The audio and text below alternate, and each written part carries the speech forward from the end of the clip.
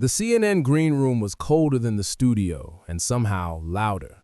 Not with voices, but with the hum of lights, the soft click of shoe heels in distant corridors, the shiver of air vents that never shut off. On the door, two names written in clean font: Jen Psaki, Karoline Leavitt. No verses. The verses was implied.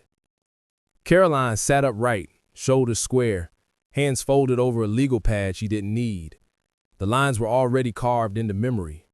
Not slogans, sentences. She was young enough to be dismissed, old enough to know what dismissal sounded like. She had heard it in classrooms, on panels, at microphones where she was warned to be grateful for the invitation and careful with the truth. The producer leaned in. 5 minutes. He tried to sound neutral. He failed. Everyone understood. This wasn't a polite exchange. This was content. Clips. Ratings. Jen entered like a page turning. Calm smile. Careful pace.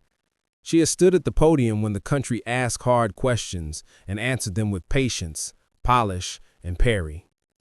Tonight there was no podium. Just two chairs and a table that would either hold a conversation or become an operating surface for a national autopsy. "You've got ambition," Jen said softly, almost kindly, as if warming up a muscle. "I was ambitious once too. Trust me, this isn't as easy as it looks." Karoline looked up. "Good thing I learned fast." The floor manager's fingers rose. 3, 2, 1. "Welcome to the exchange," the moderator said, voice flattening the air into broadcast tone. "Tonight, a conversation between Jen Psaki and Karoline Leavitt. Experience and energy, legacy and momentum. Let's begin." Jen did not wait for the first question. "Karoline," she said, voice steady, "you've got spunk. I grant you that. But spunk isn't qualification. Passion doesn't equal policy. And frankly, you aren't qualified to speak for this generation or this country." The studio reacted like a living thing, a low ripple. Phones lifted. The control room cut to a wider shot and held. Karoline didn't flinch. She didn't reach for the moderator or the audience. She let the sentence rest where it fell, then set hers beside it with surgical calm. "You know what happens when a woman rises faster than the script predicted? The establishment opens a drawer. Inside is a laminated playbook. Belittle, dismiss, hide behind experience like armor against accountability." A few heads turned in the front rows. Jen blinked, not because she was shocked by the content, but by the composure. "I may be young, but I've spent the last 6 years in places you defended with press lines, border towns at dawn, grocery lines that don't end, classrooms that went dark. You stood at a podium and called it complicated. I stood in those rooms and called it what it was." The moderator cleared his throat, then decided against interrupting. "You say I'm not qualified. I don't need your permission to speak for my generation. I live the broken promises you helped write. We can't buy homes. We can't afford energy. We can't trust the institutions you polished. If being qualified means playing nice at DC cocktails, keep it. I choose being unafraid to tell the truth." Applause broke, tight, pointed, not a wave, a verdict. Jen reclasped her fingers. "If you think anger equals insight, that says a lot."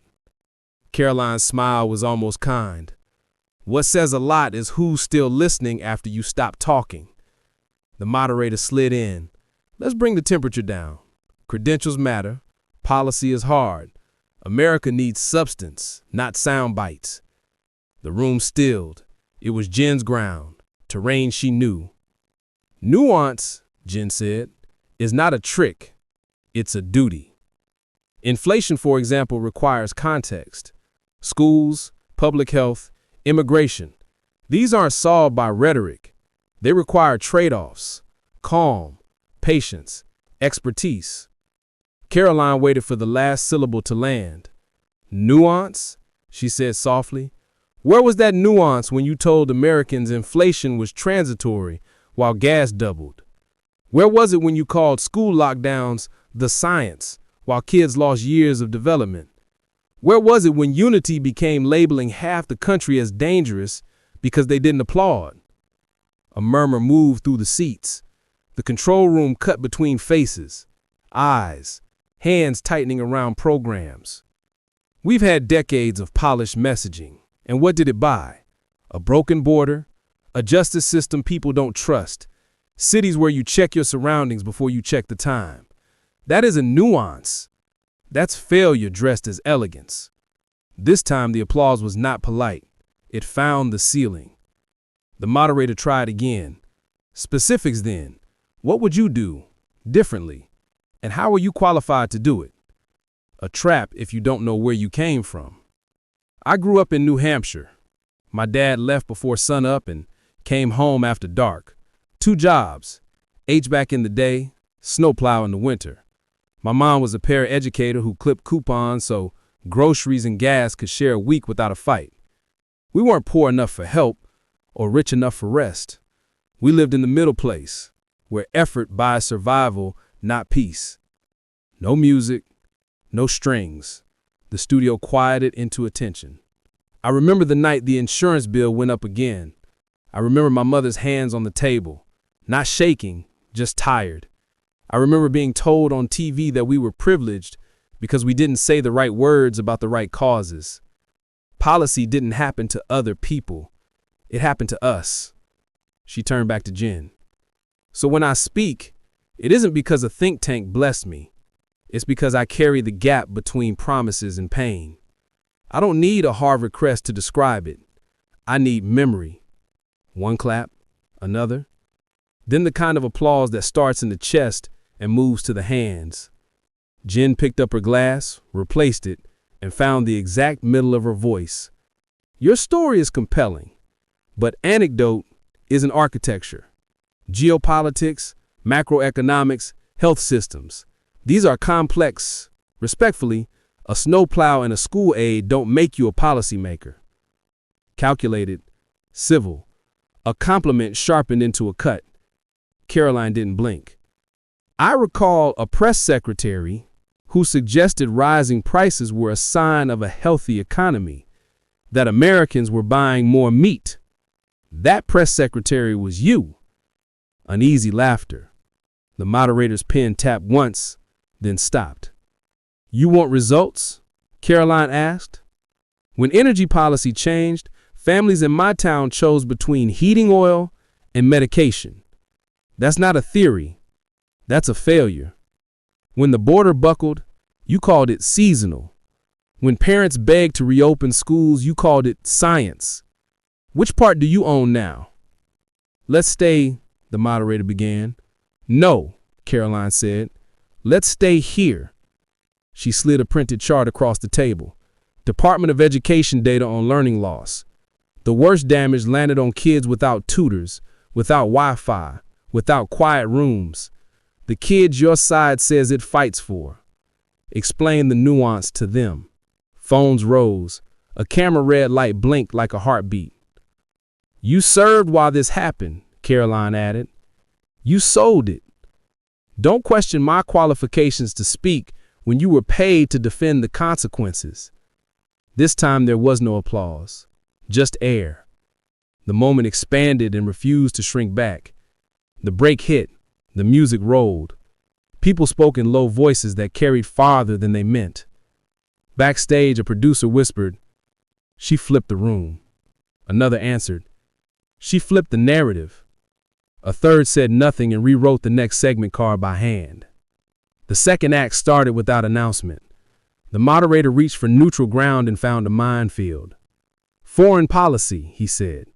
Afghanistan, Ukraine, isolation versus engagement. Ms. Leavitt, many say your views are simplistic. Karoline leaned back, then forward, as if measuring the distance to something heavy. Americans are tired of sending their sons and daughters to wars we can't define, for outcomes we don't measure, under leaders who describe consequences as complicated until the caskets arrive. She let the silence do work. Afghanistan, 13 service members, babies lifted over wire, allies abandoned, Billions in gear left to men we fought for 20 years. You call that a success because the number evacuated looked large on a screen? You didn't name the Americans trapped when the screen went dark. That's unfair, Jen said, and even she heard the thinness. What's unfair is using complexity as a broom. We aren't anti-world. We are anti-confusion. Strength deters. Clarity prevents. If we fund Europe's defenses, then guard our own border too. If we send aid, then publish oversight with it. If we say never again, then mean it in more than speeches. The moderator's earpiece buzzed. He didn't touch it. Karoline folded her hands. Protect America first, always, not from the world, but for it. You don't lead by apology. You lead.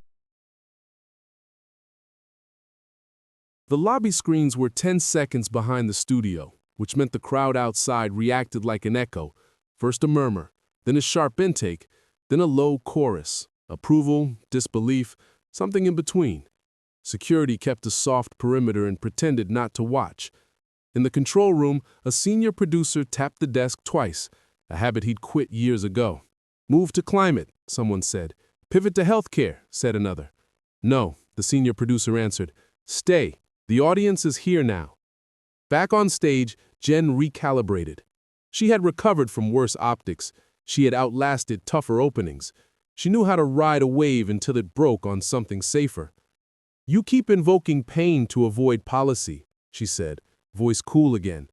We govern for everyone, not just those who agree with us. Consensus isn't cowardice. It's how a diverse country survives. Karoline nodded, as if taking notes. Consensus, she repeated. I like that word. Do the parents who were labeled as extremists for wanting schools open feel included in it? Do the small businesses fined for staying alive feel included? Do the border towns told to be patient feel included? She didn't wait for an answer. Consensus without honesty is choreography. A student in row 9 covered her mouth with her hand and then forgot to, and then didn't care. The moderator tried the oldest tool in the drawer. Tell us one thing you admire about your opponent. Jen's eyes warmed. Karoline's fearlessness, she said. Her ability to speak clearly to people who feel unheard. Karoline didn't blink. Jen's stamina, she said. It takes endurance to stand that long behind a podium while the country waits for answers. Somewhere in the balcony, a single laugh escaped and then apologized by turning into a cough. The next questions came stacked like dominoes the show hoped would fall in a pattern that looked like balance. Guns, speech, faith, tech. For each, Jen found the center lane. For each, Karoline drew the lane wider, then pointed at the ditch. You talk about responsible speech. Who decides which label goes on which truth? A board? An algorithm? A feeling? Guardrails. We can't pretend scale doesn't change stakes. Agreed, Karoline said, surprising her. Publish the guardrails. In language a teenager understands at 2 in the morning. If a rule requires a lawyer to read it, it isn't a rule. It's a maze. The moderator blinked. He hadn't expected agreement. Neither had the room. It liked the sound of it. Karoline continued. You want friction? Good. Add friction to the people in power, not the parents who posted midnight. Require government agencies to publish rollout plans with a rollback clause. Require schools to post the cost of closures next to the case counts. Require networks to publish corrections with the same font as the chyron that aired. The producer in the booth whispered, she's writing policy on air. Jen leaned in, and require politicians to admit when they're wrong. Karoline nodded. Start. I'll join you. It disarmed the room for a beat. Tension fell and landed as attention. The audience wasn't watching a brawl. It was watching 2 maps being drawn in different inks. Then the moment passed, and the gravity returned. You said before the break that you represent people who are mocked. Who exactly? And by whom? Karoline turned to the camera, the way a person turns to a friend when a conversation needs sincerity more than volume. The people told they're too rural to count, too religious to be kind, too patriotic to be smart. the ones who drive trucks and not narratives, the ones who stand for the anthem and sit for the scolding, the ones whose groceries cost more than their rent used to, the ones who clap at a Little League game and then drive home watching the gas gauge like a countdown. She paused. Mocked by whom? By anyone who thinks decency is a costume, not a choice. The room did something rare. It stayed quiet to give the silence room. Online hashtags budded and then bloomed. Not qualified was claimed and repurposed by teenagers who had been told to wait their turn. At wake-up call trended in cities that hadn't listened to each other in years. A late-night host's writer's room watched the clip and scribbled alternate lines and then crossed them out. Some moments don't parody well. The moderator glanced at the clock, read, out of time and somehow not enough of it. Last question. Each of you gets 1 minute. What does leadership look like tomorrow morning? Jen went first. It looks like owning mistakes without turning governance into a grievance recital. It looks like slow, steady, boring progress. It looks like facts that can survive a second sentence. Karoline followed.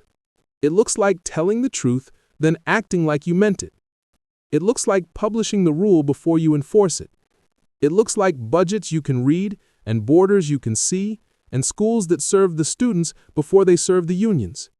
It looks like courage at noon and humility at 5 p.m. The moderator nodded in the way moderators do when the show can feel its landing gear. Final words? Jen said, democracy is a conversation that never ends. Karoline said, then stop muting the people you disagree with. The music rose on cue. The applause did not roar, it held. People stood because their bodies asked for posture after an hour of leaning forward. Backstage, the hallways filled with the sound of people remembering how to walk.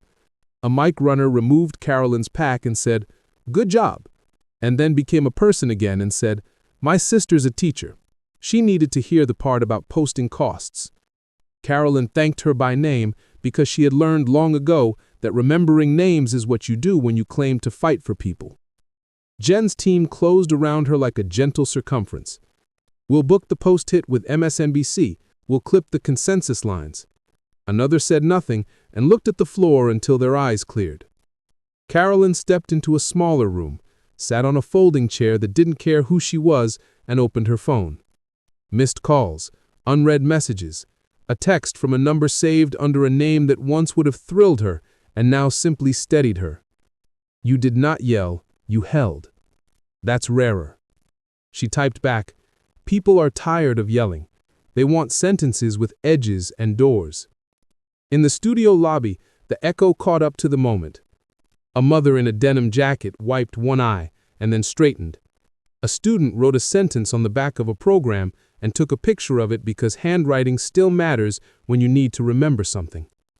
A retired sergeant said, "Finally," and then said nothing else because he had used the word many times and it almost never fit. At midnight, the feeds did what feeds do. They amplified, flattened, spun, and then accidentally told the truth in volume. Leavitt dominates, Psaki on defense. A progressive columnist wrote, "I disagree with her on policy, but the clarity was bracing." A conservative radio host said, "She didn't give them a villain, she gave them a mirror."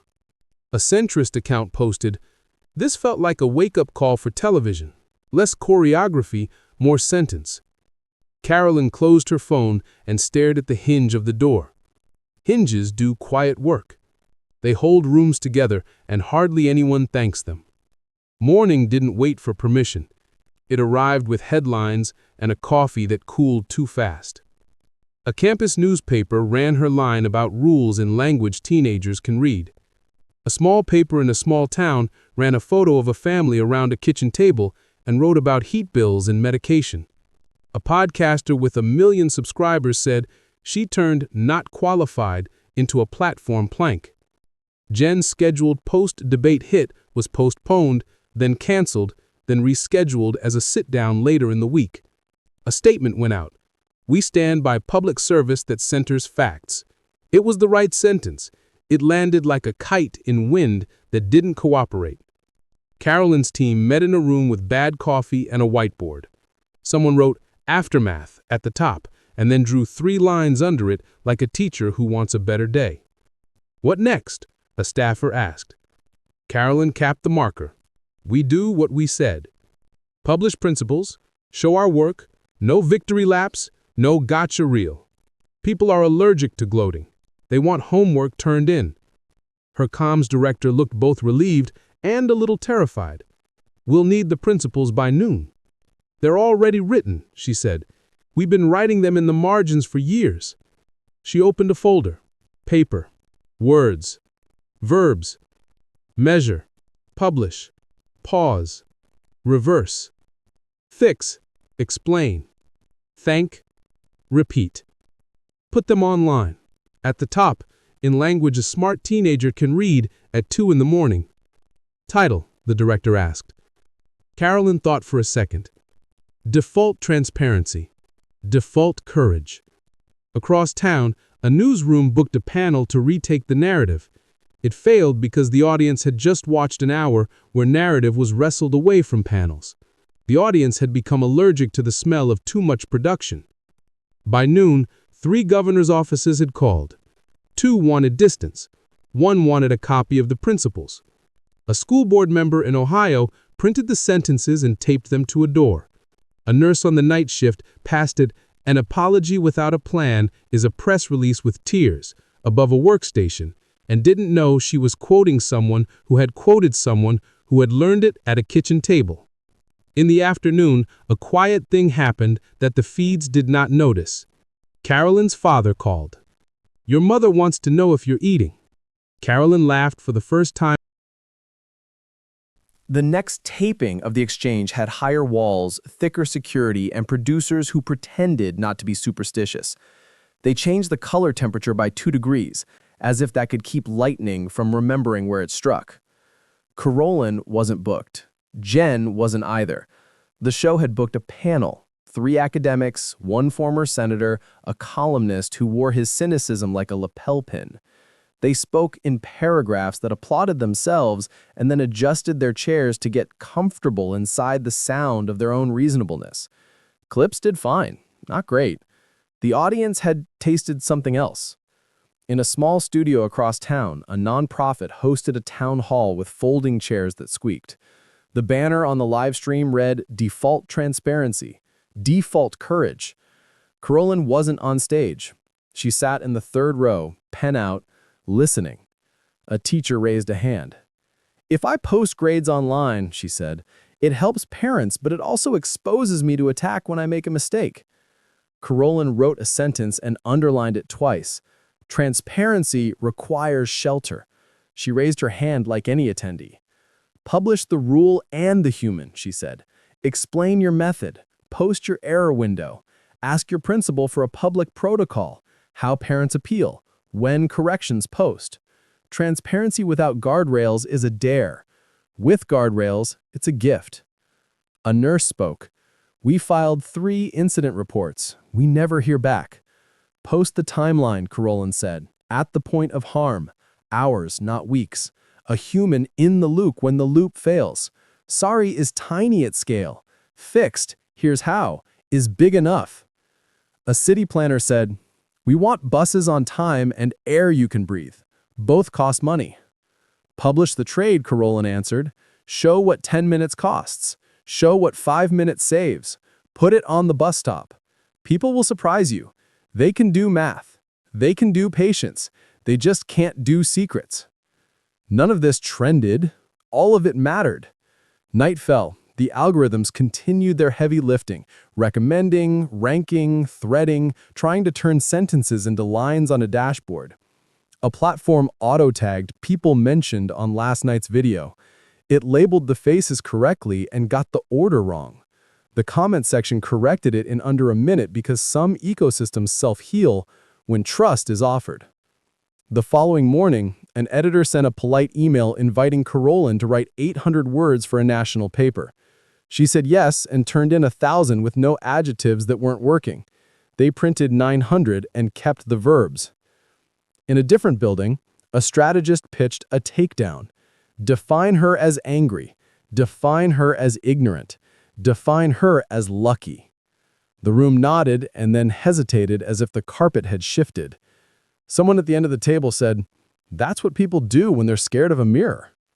The strategist said, "We could ignore her." A junior staffer, new enough to still be honest out loud, said, "Or copy her with our policies." Silence. Then a scratch of a pen. The week bent toward the next story the way weeks do, but this one didn't fall off the map. It became a trail marker.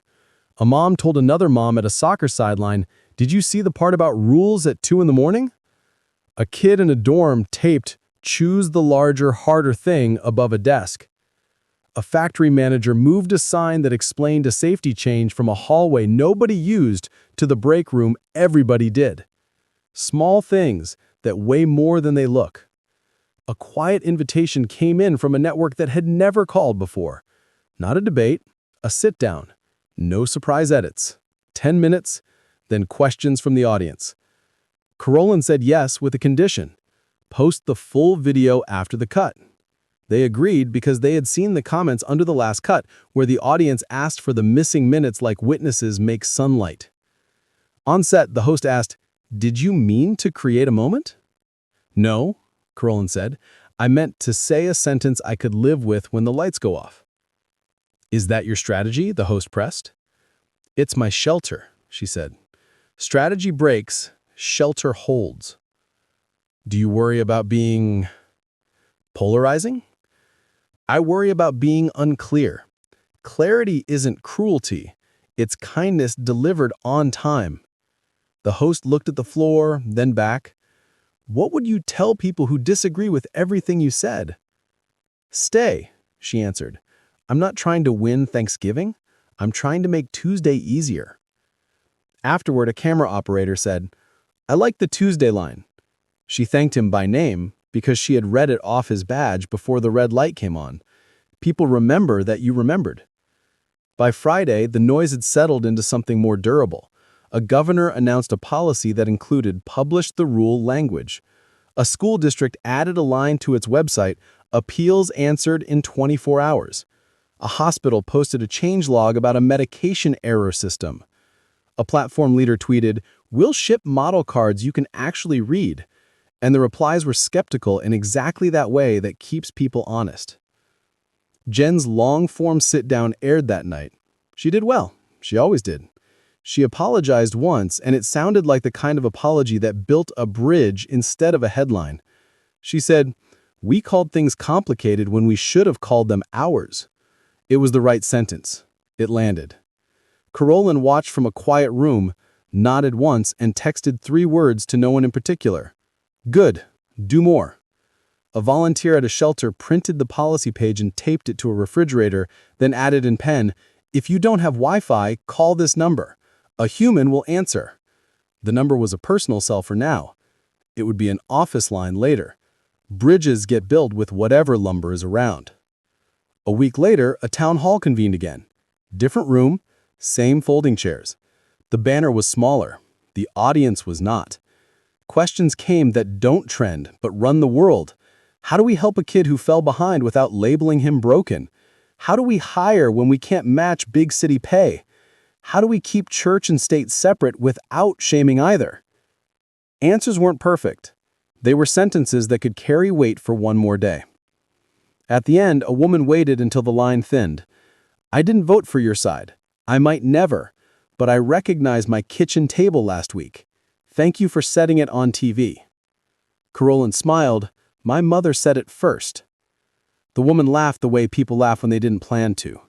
"Tell her she did good." "I will." And she meant it. On the way out, a teenager asked for a photo and then didn't take one. "I want to remember the sentence, not the selfie," she said, and wrote on her wrist with a pen, "Publish the rule before you enforce it." The pen bled slightly. The sentence didn't. Months passed, and the night that had felt like an earthquake settled into the ground like bedrock. Not everything changed. The country did not become a choir, but a few institutions published policies in human language. A few leaders said we were wrong before the polls told them to. A few studios learned that viewers prefer oxygen over choreography. One morning, ordinary, bright, and unimportant to history, a mother opened a browser at 2 in the morning and read a school rule she could understand. She exhaled. She slept. That might not trend.